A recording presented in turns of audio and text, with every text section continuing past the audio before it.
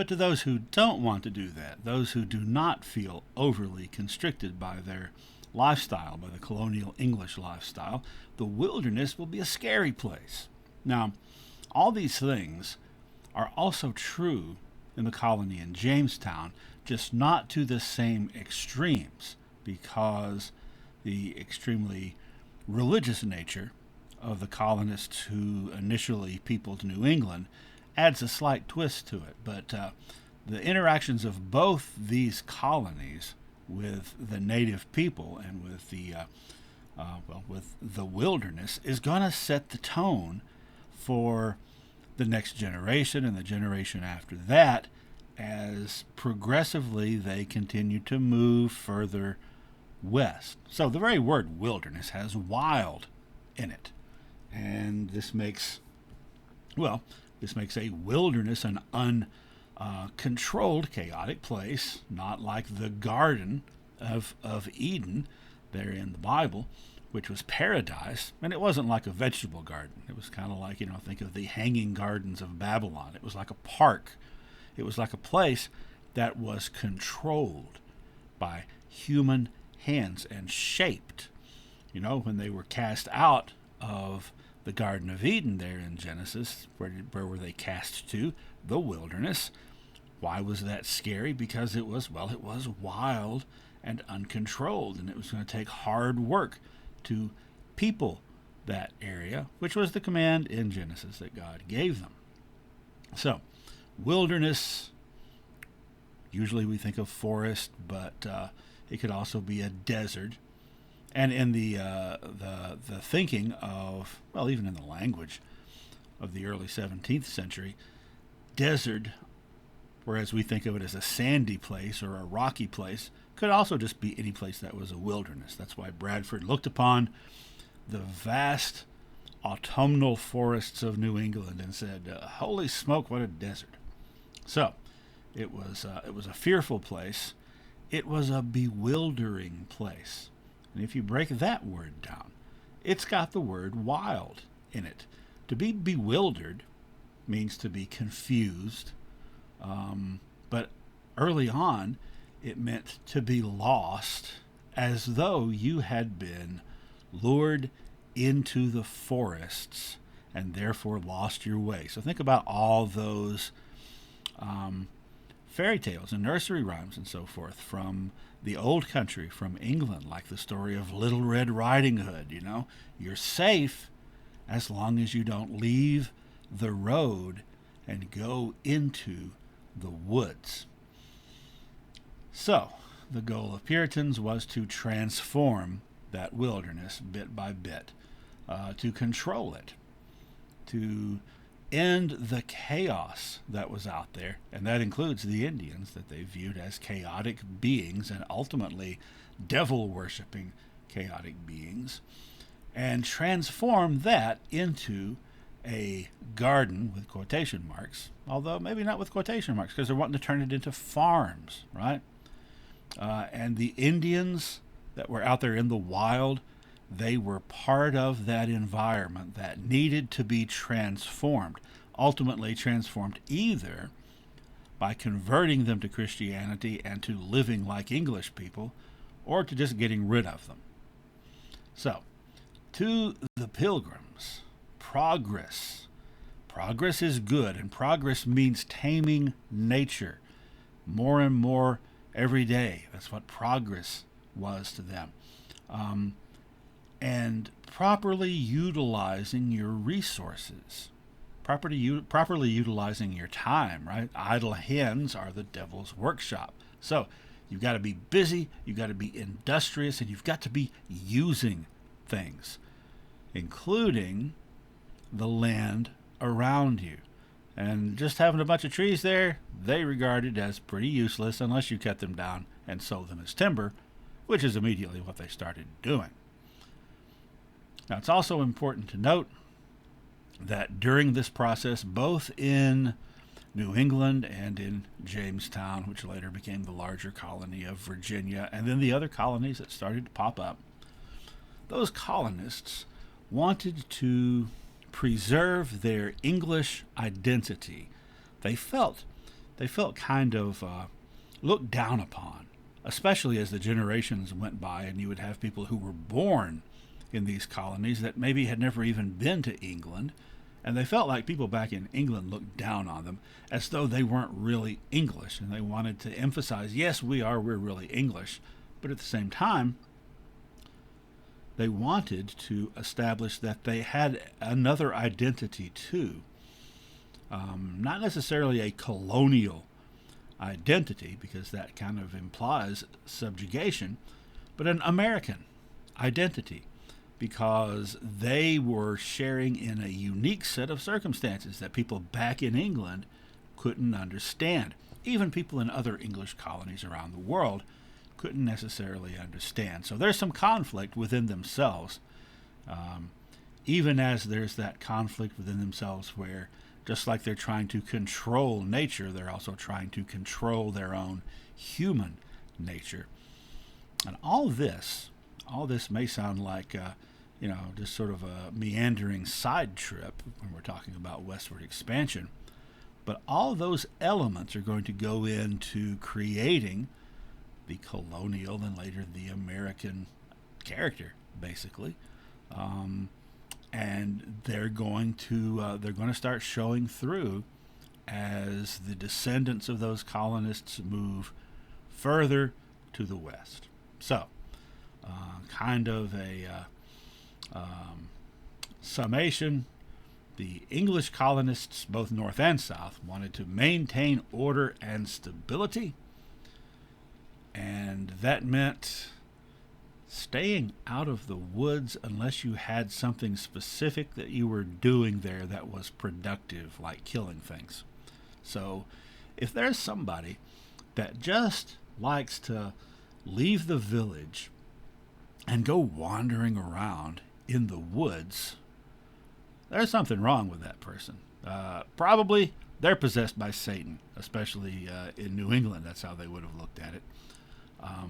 Definitely don't hang out with the native people. Don't hang out with Indians like Thomas Morton did with, quote, savages whose uncivilized ways will rub off on you. So there were, in both New England and Virginia, strict laws passed against living among the Indians. You could be punished. You could actually be subjected to hard labor, imprisoned and forced to do hard labor if you went off and lived with the Indians. Why is that? Well, they needed your labor there in the colony is the main reason.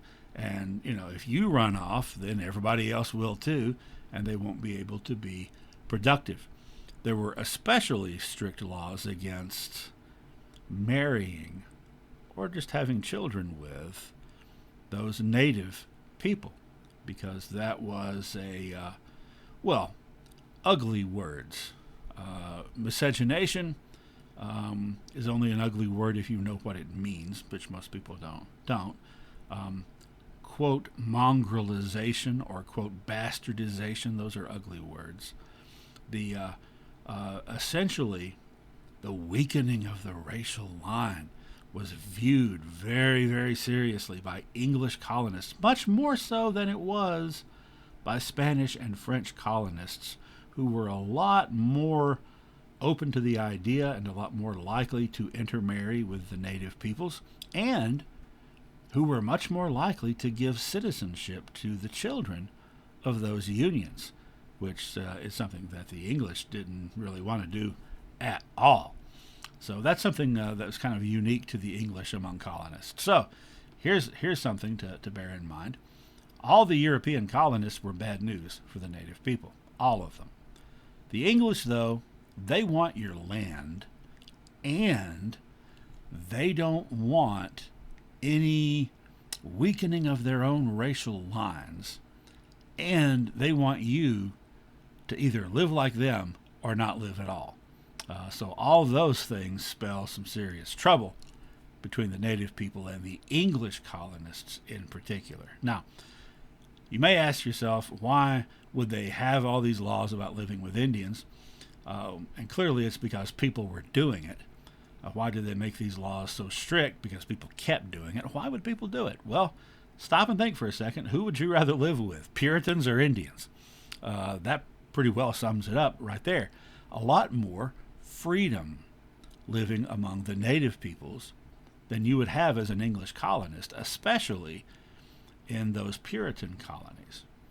And it was frequently true that people, even people who were captured by Indians and then adopted into the tribe and made full members of the tribe and treated as members of the tribe, almost never wanted to go back to English society. Not because they were ashamed necessarily, but because they liked that society better. Benjamin Franklin commented on that. He commented on how strange it was that English colonists captured by Indians and kind of fit into their culture never wanted to come back, whereas Indians who were captured by English colonists and tried to force to live according to their culture almost always tried to run away. So, that kind of tells you something right there.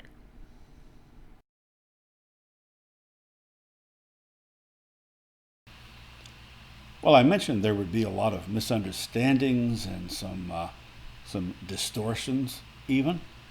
So let's talk about what some of those were in New England once the Puritans got there, between them and their communities and the local Native American communities. Now, one big issue is going to be the introduction of livestock. The English colonists brought livestock with them, right? Cattle and pigs and goats and various other things.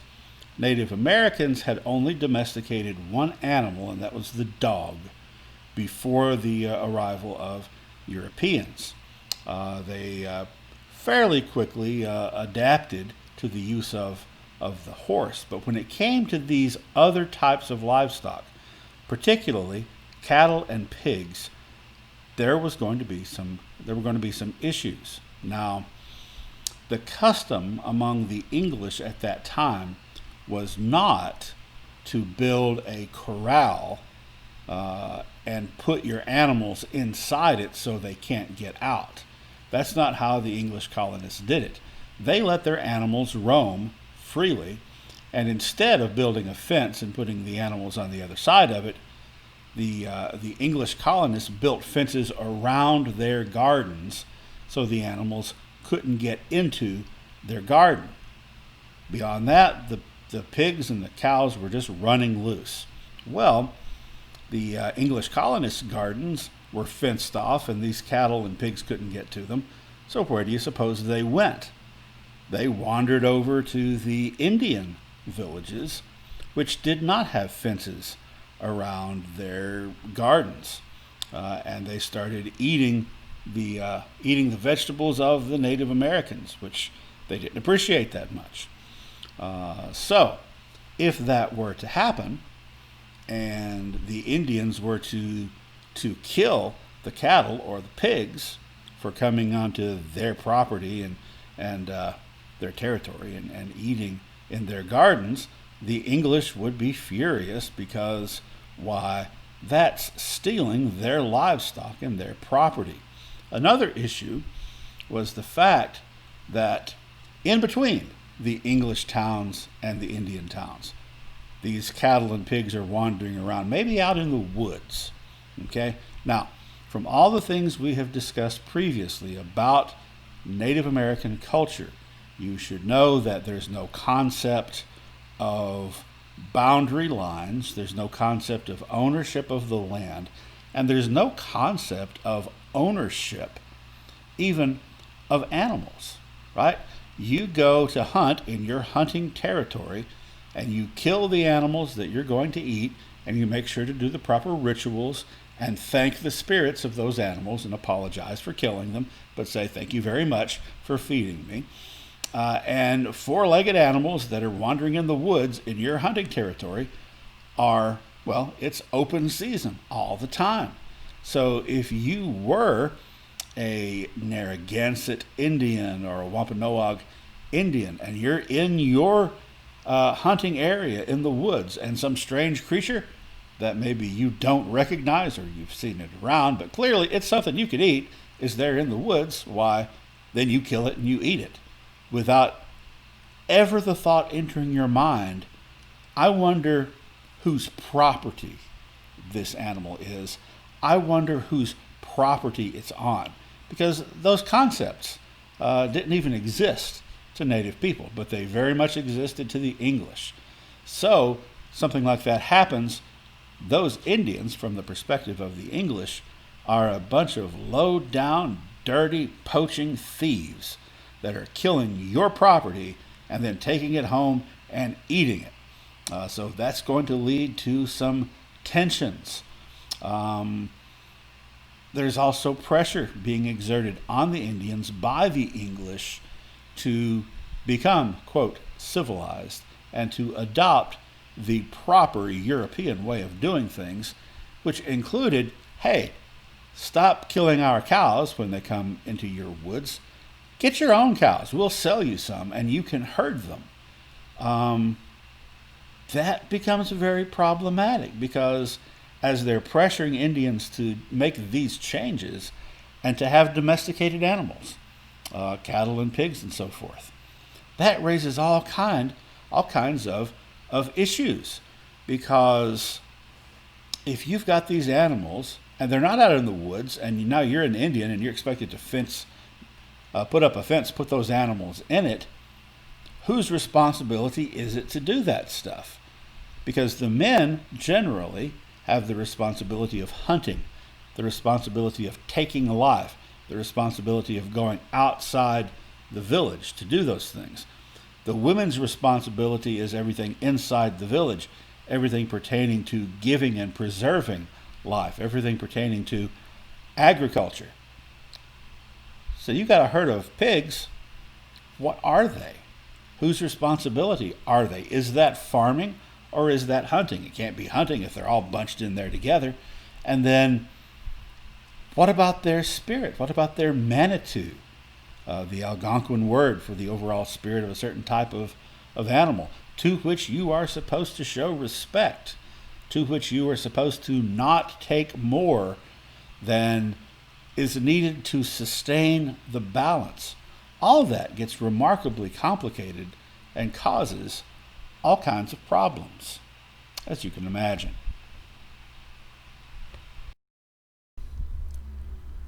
In fact, there was some degree of tension from the very beginning between the Pilgrims and the Wampanoag peoples, which initially is just that, some tension. At the same time that the Pilgrims are getting settled in, however, down further south in the Virginia colony, there's a full-scale war with the Powhatan Confederacy led by the younger brother of Wahun Seneca, Opechancanough. Our story, the story of the Pequot War, starts a couple of years before the war starts itself. The war starts in 1636. But there was an incident, an inciting incident, a couple of years before that really upset the Pequots and the English colonies toward one another. By the way, a word about the word Pequot. I always am disappointed in recent years when I ask at this point in my lectures, ask my students how many of them have read Moby Dick or even seen one of the movie versions, and usually it's only one or two people, which I think that's just wrong. Go out and read it right now. Well, I say right now. Take about a week or two. Go out and read it. Anyway, if you have read it, or when you do, then you may remember the Pequod was the name of the whaling ship. This is said in the early 1800s. The whaling ship that sailed out of Massachusetts that was hunting the great white whale. So it was named after the Indian tribe from the region. Anyway, I digress. Let's get back to that inciting incident. This is what that incident was. Now, it was the practice of of some English sailors as they sailed up and down the coast, and this had been their practice actually for many years already by this time, of when they had an opportunity, and by an opportunity I mean, when they saw one Native American or one or two, or maybe some women or children along the shore, they would just go grab them. Go grab them, put them in chains, and take them back across the ocean to sell them as slaves. That's how Squanto wound up knowing how to speak English when the Pilgrims showed up, because he had been enslaved and taken to England, and then later got free and worked his way back.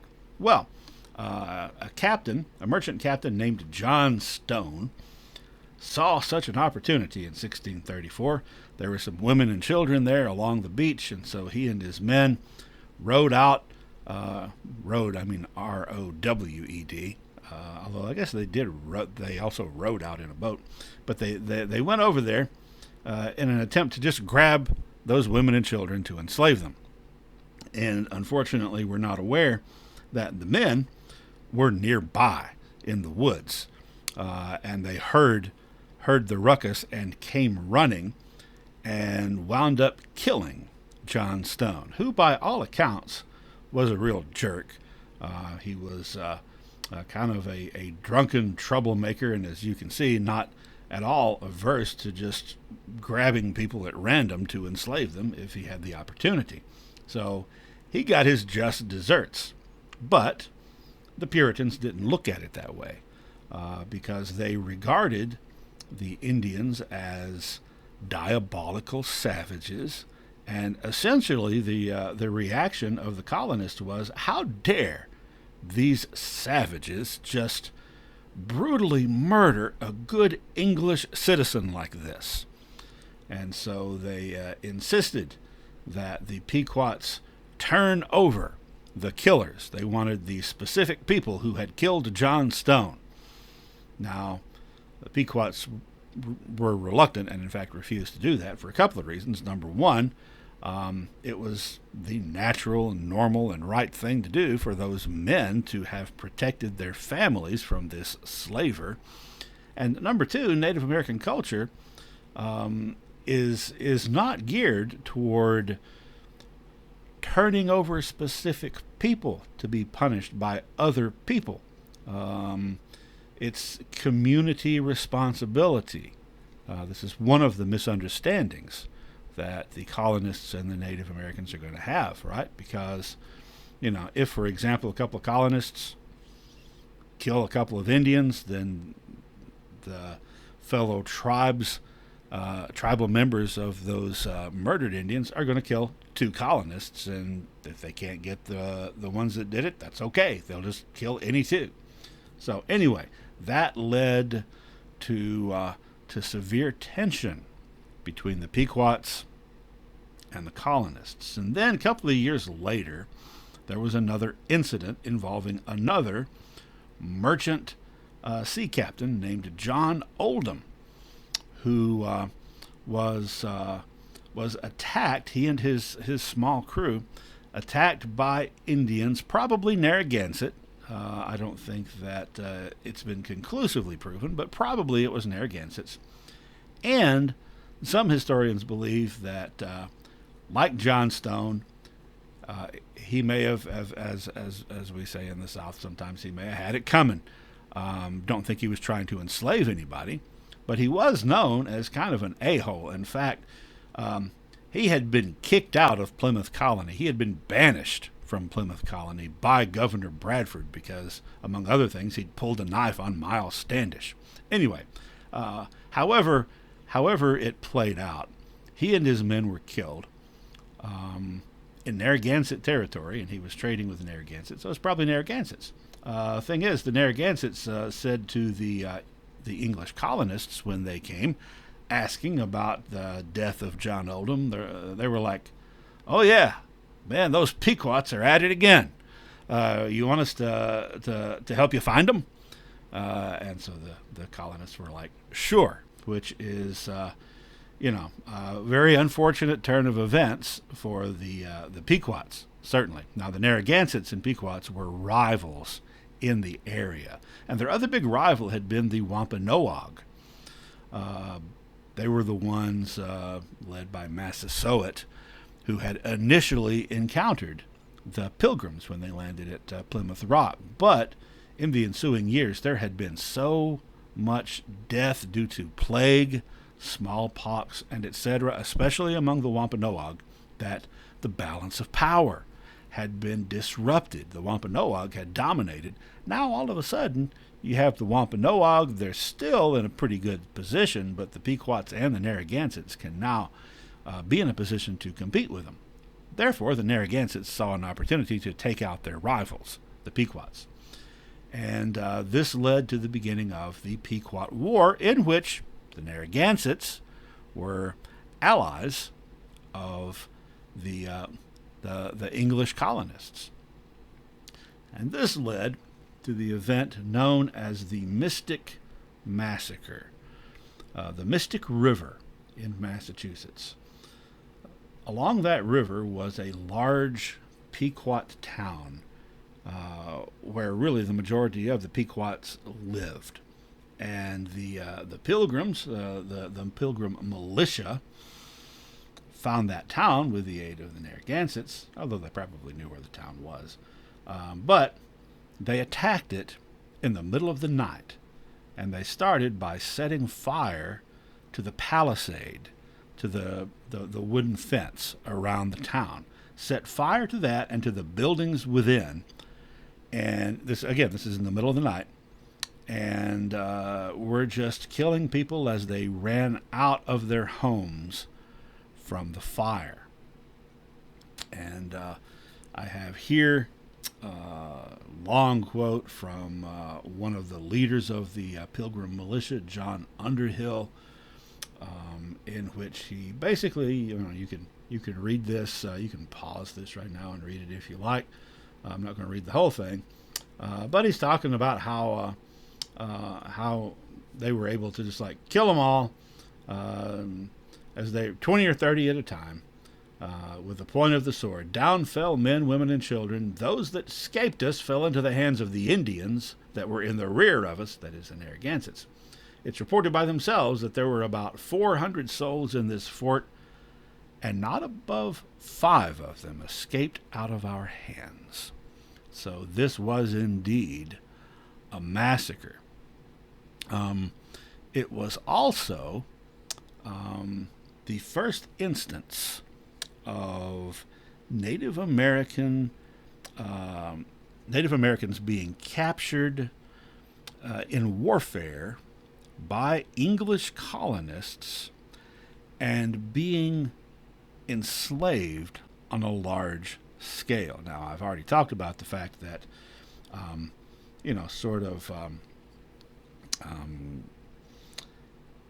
immoral sea captains, immoral or amoral, would from time to time, when they had an opportunity, kidnap somebody, right? But this is not being done under those circumstances. It's being done officially by the colony, with the reasoning that by taking up arms against the colonists who represented the king, who is the rightful owner of those lands, according to the English, that what they were engaged in, despite their tactics, the English, was a just war, and they were therefore religiously justified in not only killing the enemy, particularly if the enemy was not Christian, but selling them into slavery. And they did. It said that not above 5 Pequots escaped our hands. Most of the Pequots were killed. The small number that were not wound up being sold into slavery to traders, Traders, who came through the colony, and then transported those Indian captives down to Barbados and Jamaica, where almost certainly they were worked to death by the English colonists down there.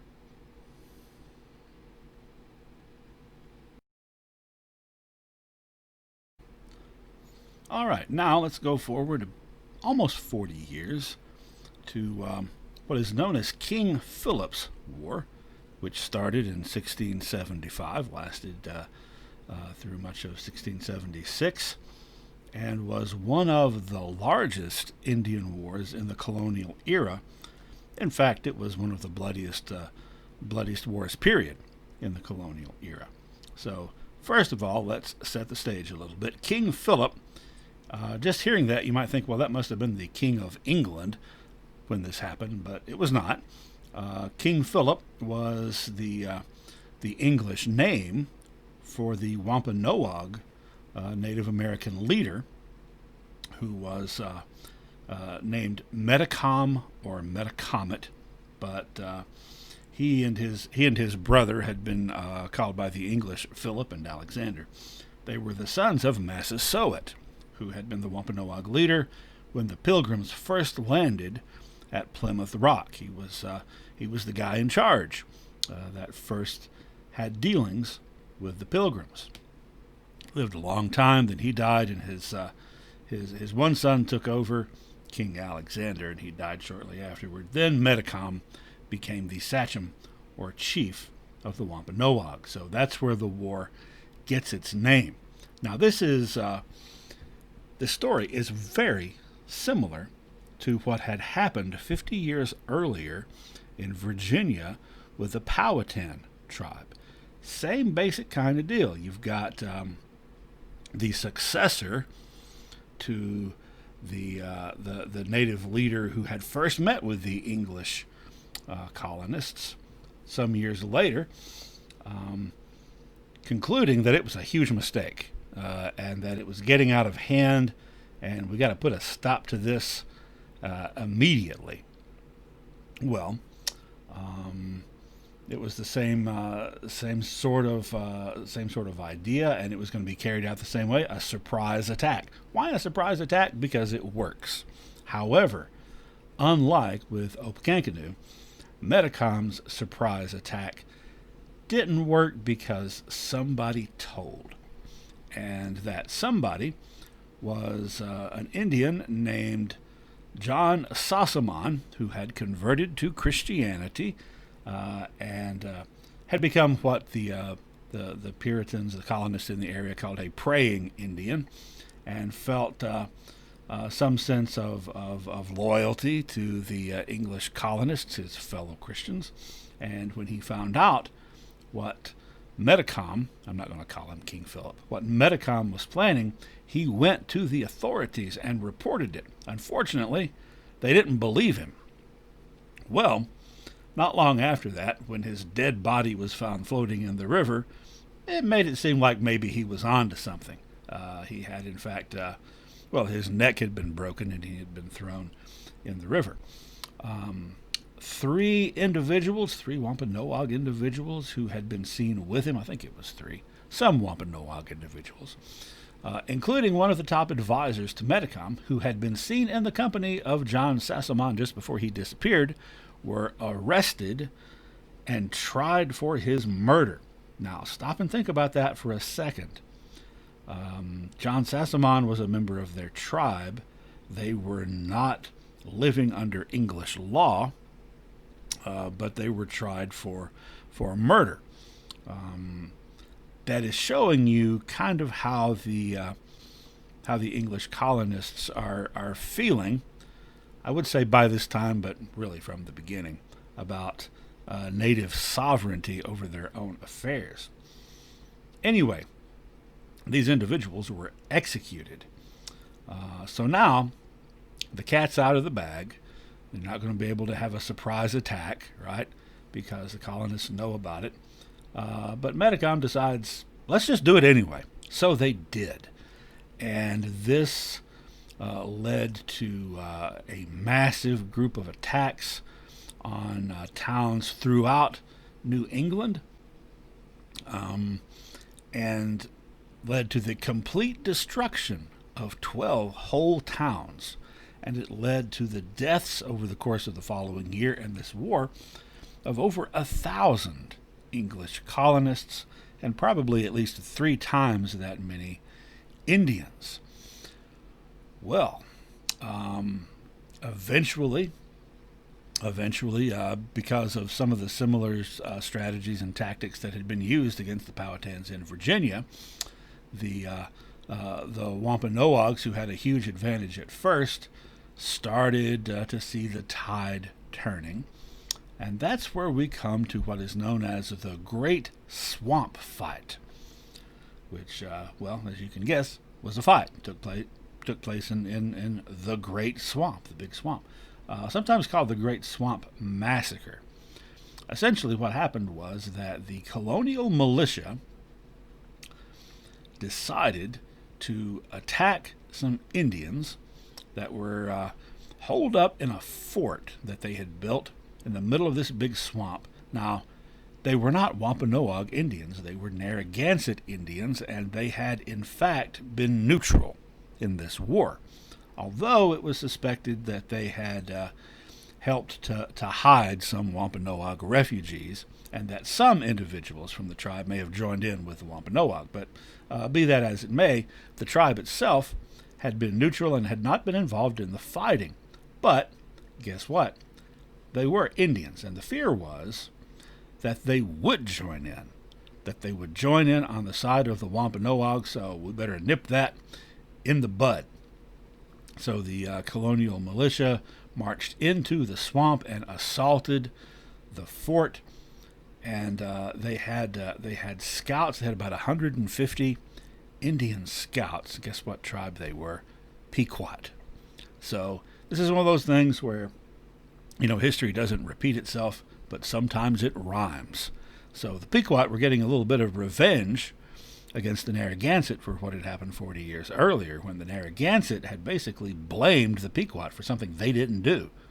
And now they're being attacked for essentially something they didn't do, with the same result. They were slaughtered. There were hundreds of women and children, plus at least 100 warriors, at least 300 non-combatants, maybe more, maybe up to 1,000 by some estimates, were killed in this battle, because it was a massacre, just like the Mystic Massacre had been. And just like with the Mystic Massacre, those who survived and were caught were sold into slavery. Not long after that, with the Wampanoag forces pretty much on the run and scattered, finally Metacom himself was shot down by one of the praying Indians, one of the converts who was on the side of the English colonists. A group of rangers, by the way, led by Benjamin Church, who was the first real colonial American frontiersman hero. And by hero, I'm not making a moral judgment. I'm saying he was regarded as a hero by his people at the time. So Metacom shot dead, his wife and 9-year-old son captured and sold into slavery. I think they wound up in Bermuda, where, again, they probably were worked to death pretty quickly. Now, despite the fact that Metacom was shot basically on the field of battle, in the field, it was decided that he would be hanged, drawn, and quartered, even though he was dead. Now, being hanged, drawn, and quartered is, it was a very nasty form of execution. If you've seen the movie Braveheart, or you're familiar with the Scottish leader William Wallace, this is what was being done to William Wallace, as played by Mel Gibson at the end of that movie, except they couldn't show what was actually being done because it would have been X-rated. So all they showed was his face while it was happening. And if you didn't know the background, all you heard was some squishy noises. You didn't really know what was going on. Well, because this is education, I'm going to tell you what was going on. Now, the hanging part, you know what hanging is. That comes first, after you've been dragged through the streets naked. Then you get hanged, and they did show this in the movie Braveheart. Strung up by a rope until you start choking to death. But before you choke to death, they let you back down and kind of wake you back up, and bring you around. Then they do it some more, right, to make this as drawn out and painful as possible. They might pull you up 3 or 4 times. When all that's over, it's time for step 2, the drawing, which it doesn't mean they made a portrait of you. The drawing means that they cut you open and draw out your intestines and various other of your internal organs. Now, this was portrayed on television in that episode of the 6th season of American Horror Story, which was the season about the ghosts from Roanoke. So if you've seen it, you know what I'm talking about. It was pretty grisly. So they draw out your entrails and put them in a big, kind of like a wok. Put them in a big metal container and kind of set fire to them right there in front of you, which by this point you're bleeding to death. So now you've been drawn. Then you get beheaded, and then you get quartered, which in this case is being done by this guy with an axe. Sometimes they would do it by tying each of your limbs to a different horse and sending them galloping away in opposite directions so that you were ripped apart, or in this case chopped apart, in 4 pieces. This is what was done to the already dead body of Metacom. And his 4 quarters were hanged in nearby trees, and his head was stuck on a pike, which is a type of a spear, stuck on a pike at the gates of the city, and was left on display until it rotted for a couple of years. All right, well, all that's very nasty. If you were alive, quite painful. Just kind of a little bit of an extra indignity if you're already dead. So if he's already dead, were they that mad at him? Well, yeah, they were. But there was another reason that they did this, and it is significant. Significant in the same way as the fact that they had hanged those other Wampanoag Indians for killing John Sassamon, who was also one of their tribesmen. Now, being hanged, drawn, and quartered. Like I said, very nice. Oh, I forgot a part. They castrate you first if you're male. After the hanging and before the drawing, you get castrated. So, that's kind of an indignity, and like I said, very painful. This form of execution was only used for one crime. And here, if we were together in person, I would be taking note of your looks of revulsion, for one thing, but also I would ask, what do you think the one crime is under English law that they believed was terrible enough to deserve this kind of intense, torturing death? And the crime is treason, or sedition, which is a synonym for treason. This is what they do to someone who commits treason against the king, and that's why this is significant. The fact that they cut apart poor old Metacom in this fashion indicates that he was viewed as a traitor to the king, and that indicates that the English viewed him as a subject of the king, not as the independent leader of an autonomous, sovereign people, which is how he thought of himself and how his people thought of themselves. They didn't think they were in an uprising. They thought they were in a war, because an uprising or a rebellion is when you rebel against the authority that has been set over you. So they're saying here that Metacom is a subject of the king, and that the land on which the Wampanoag and their allies lived belongs to the King of England. It does not belong to them. So here we go, within half a century of the Pilgrims and the Thanksgiving story, which was actually a little more tense than the first grade stories tell. It had reached this point that in both Virginia and Massachusetts, the tribe that had been in power in the region when the English arrived is decimated, and everything is thrown into turmoil. The balance is all shifted around, and now the English colonists are firmly the ones tipping that balance and in control, and are firmly demonstrating they think they have the right to do so.